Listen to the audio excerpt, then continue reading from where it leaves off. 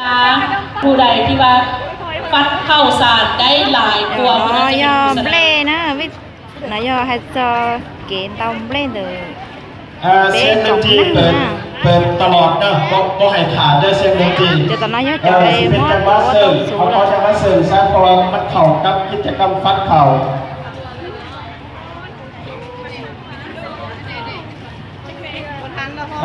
พวกเราจะเสนอคณะทับสอบกรรมการเนาะซึ่งที่ข้าพเจ้าเองสมภิตบุญบุญเป็นประธานสาพันธ์กรรมการสำนักศูนย์การสาพันธ์เมืองลาวฮัลโหลสบายดีอันนี้แม่ข้าพเจ้าเป็นกรรมการเด้อผู้ใดต้องการชนะยกมือขึ้นเย้ทุกคนชนะเพราะฉะนั้นข้าพเจ้าจะเป็นหนึ่งในกรรมการต้องมาซื้อใจก่อน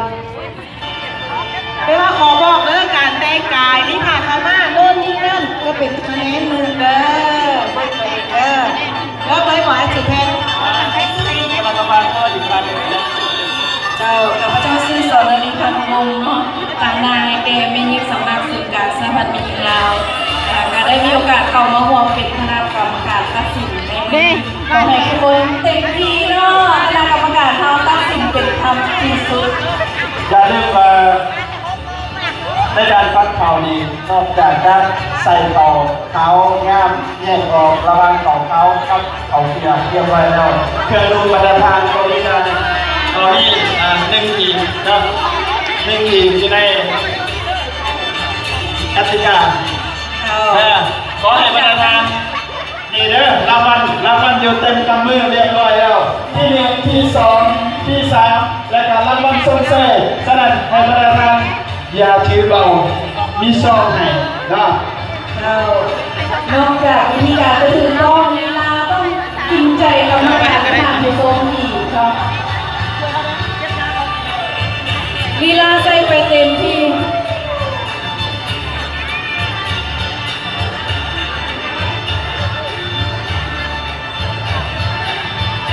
เวลาฟันเข่าฮอนแอลไปพร้อมเพิ่นบาตามจากว่าเสียงเพลงแห้งฮอนแอลให้ได้คะแนนหลาย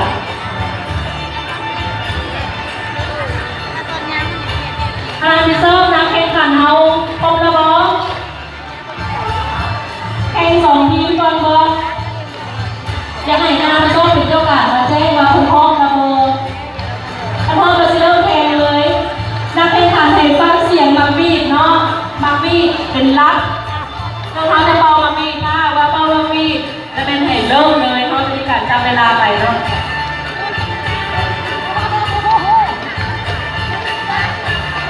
มักบีดข้างมักบีดแมนการเริ่มส่วนมักบีดข้างที่2แมนให้ยุดถ้าหากว่าทานฝ่าฝืนกติกาแสดงว่าทานจะตัดฟาวฉะนั้นได้ยินเสียงมักบีดเป็นที่2แมนให้ยุดขอเส้นปูเขาห่วงงานเนาะจงได้มาเสียเอาฟังเสียงมักบีดเด้อยังคุณทรงมาทางหน้าพี่เริ่มมาเป็นกำลังใจเชียร์อยู่ทางหน้าอยู่ทางหลังจะโมเห็นได้เราบนฟันคือแต่ทั้งเป็นทางใส่ให้หันหน้าเขามาสู่การแถวลงน้ำต่อไปพวกเขาจะมีการถ่ายทอดสดออกพลภาพแห่งชาติละบรรดาท่านนั่งอยู่ในโต๊ะพอเข้าจะให้ได้ละประธาน10 นาที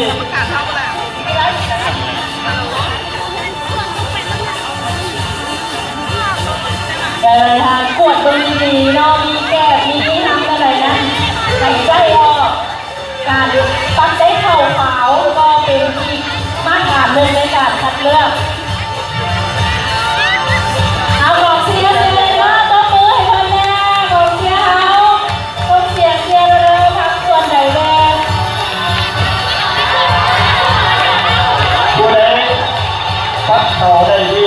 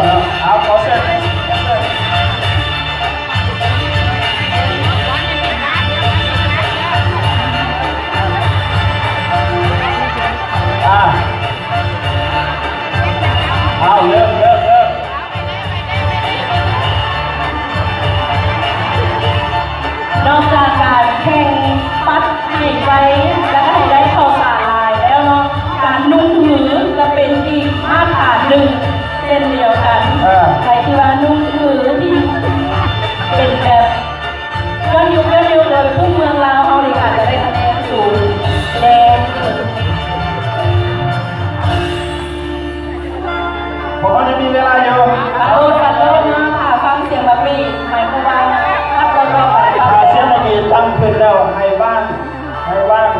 ลงทั้งเบิดนะแล้วคณะกรรมการของเราจะไปตรวจยังอีกเวลาเดินอยู่คณะห้ามที่สอบจากเวลาจำเวลามายังอีกเดิน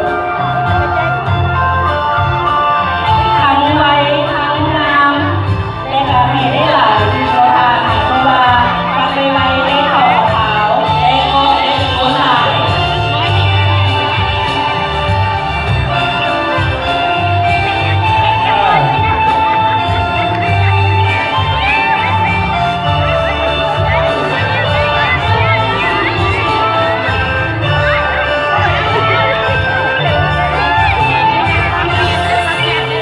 ถึงมาที่นี้ก็สามารถใส่เข่าดีๆก็รู้แล้วคนได้ชนะคนได้หมายถึงสมาธิอยู่ในหน่วยอยู่ในทำงาน โอ้ทีนี้เสียงเชียร์โดยทางหลายเนาะทางป้อนนานๆก็ว่าประธานเพราะว่าสร้างภาพของพวกเราทำภาพนิ่งภาพวิดีโอกำลังเก็บภาพบรรยายด้วยความมนต์ซึ้ง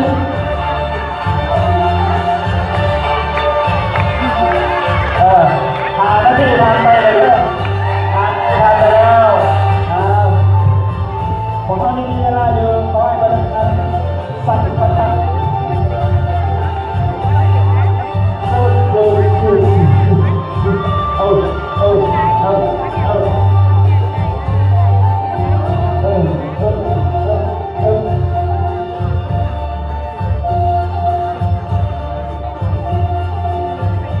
ของประชาสัมพันธ์ประธานตึงเนาะให้หลังแข่งฟัดเข่าแล้วยังมีแข่งแทนข้าวต้มอีกหาทานใดอยากกินข้าวต้มแซ่บ ประกาศทานเนาะมีเวลาทางโรมินันก็ได้เข้าไปใส่กระเทินส่วนขึ้นไปบรรลุสะพานโตสั้น2ของเราเนาะที่ประกาศนักกอดสารพิษจากสมาคมนักกอดสารพิษแต่เนาะมีพันธนาสนิทของอาหารขึ้นเมืองลาวเป็นการสิ้นแท้และจะกระทำกับบ้านดินเขา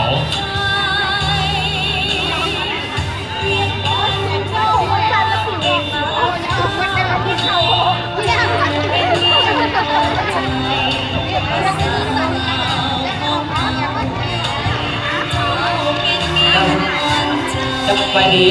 ที่ว่าทีมที่จะเข้าแข่งขันทีมบางเบงเนาะขอเชิญเด้อขึ้นประจำตู้ของไข่เราเนาะและเขามีกติกาในการกำหนดเวลาได้ดีในการแต่งกายตามให้พอถูกกับกระเอาขอเชิญเด้อนักกีฬายิงบางเบงขอเชิญประจำตู้ของไข่เราเนาะเขาจะให้ยิงปักกิ่งยิงเข้ากราบเด้อปักกิ่งเด้อเอาปักกิ่งลาวเอากันยิงอุปกรณ์เด้อ